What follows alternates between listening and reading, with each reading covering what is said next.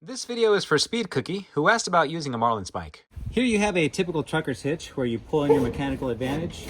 Instead of wearing out your grip when you're pulling your tension, this is a great place to use a Marlinspike hitch. So you'll take your Marlinspike, go over the top, throw your rope around, and then you're going to hook that rope from underneath and pull it through that window you made. Now I can pull in a lot more tension without hurting my hand. Just be careful that you're not pulling the spike into you. So I always turn it, place my thumb there, and now I'll pull in my tension. Now it is important you do this the right way. Right now I'm turning my loop towards my object that I'm anchoring down, because here my Marlinspike will hold, but if I do it the opposite way and I try to twist it towards me, it's going to collapse and it's going to turn into a slip knot. One of the most common uses is getting knots out that are being difficult. So here's an overhand knot. We've all seen one of these in our line. I'll pull it as tight as I can. There you go. And that would be difficult to undo with just your fingernails. And so what you want to do is try to use your Marlinspike by piercing the knot along a place where you can make some room for it. Now even with just this, it's too tight for me to do it, so I'm going to use this as an improvised hammer. There you go, tap it like that. Give it a good turning. And now we should be able to get enough room in here to loosen this knot.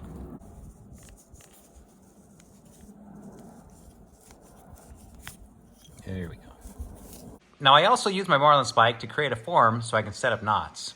And so what I'll do is take my Marlinspike. I have my paracord here. It's the same color as the cord, so it's not so noticeable. And I'll just start wrapping it around. I'm wrapping downwards back towards my grip. And now that I have 3 wraps, I'm going to take out my Marlinspike. And you see I have a little window from the void of me pulling it out. Tuck that in and pull it tight. And of course you can adjust this so that your ends are nice and even. But now when I go to plug in my laptop, I don't have all the excess cord, and this is some good cable management. For this next one, you need to tie a couple alpine butterflies. I like to take it in my grip, little loop around my pinky, big loop around my hand, and now I take the little loop, I go underneath, up, and then through this window right here. You'll see it again. You want to make sure that you have plenty of room, because you do need enough to slip around the other loop. Now give yourself some room. Again, you're going to go around your pinky, around your hand. You'll take this little loop, pass it from behind, and then through this window right here. All right, again, make sure you have enough room so that you can interlock the loops.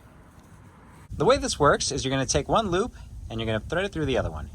Then you're going to pass it around and push the 2 strands through. Now we have a thumb little window there, and that's where I'm going to place my Marlinspike. Okay. Now the idea here is when I want to introduce this excess slack, all I need to do is pull this pin and it separates the loop, and now I have all the slack I need to undo all my knots. Here we have an automatic trucker's hitch tying down an air compressor, and then there is our pin. Now instead of undoing all that over there, what I'm going to do is undo this anchor bend, but I have too much tension on the line. All I need to do is pull my pin, and now I can undo it. And now I'll even use my Marlinspike to help me undo it. This next one uses a munter's hitch, and it's for lowering items to the ground. Now one option in lowering something is just holding it in your hands and then lowering it down, but it is going to burn your hands. And so what you can do, as long as it's not too heavy, you can use a Marlinspike. You're going to take your cord, twist it as if you're turning on ignition, and then weave your Marlinspike in and out. There we go. Now this is a munter's hitch, and if you want to reinforce it, we can go back down and around, and then that is a super munter's hitch. But for what we're doing here, a single is just fine. And all I need to do is give it some slack, and it's going to start to lower it down. All the tension and all the friction is going over the steel and not my hand. So here I am lowering it down, and you can see the Marlinspike is spinning. I can hold it in place and keep it from spinning. That's why you need to be careful, because you don't want it spinning out of your grip. So I'll give it a good hold and I'll lower it down. My hands are kind of open so you can see what we're doing here. But whenever I want to slow it down or stop it, I simply just pull back on the line.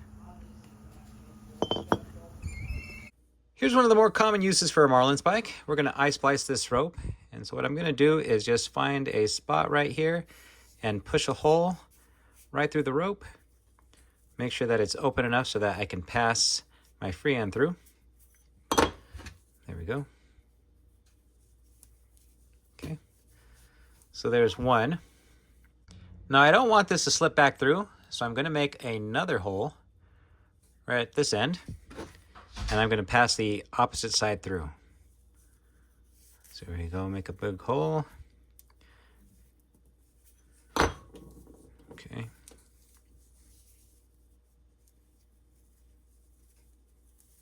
There it is. All right, and now when I pull these together, they oppose one another. And there's my eye. Now for this end, I'm going to go down below here. Let's see how long this is. Let's go right here. I'm going to open up another hole. And this is where I'm going to take my wire fid and pass it through until we get to the top. There we go. Include my rope. And now we'll thread it through. There we go. Now this is a crude way to do it. To make it professional, you'd actually have to take strands out of what was inside here so that it lays nice and flat and tapered into your rope. But you get an idea of what a Marlinspike is used for when it comes to eye splicing. Here's the last example I'll leave you with. Marlinspikes are often used for decorative knotwork. Here we have Jerry tying a Turk's head knot on a Marlinspike, and you can see that she uses it to create room to thread a cord all the way through. She also uses it to pick up and pull in the proper tension all around the knot.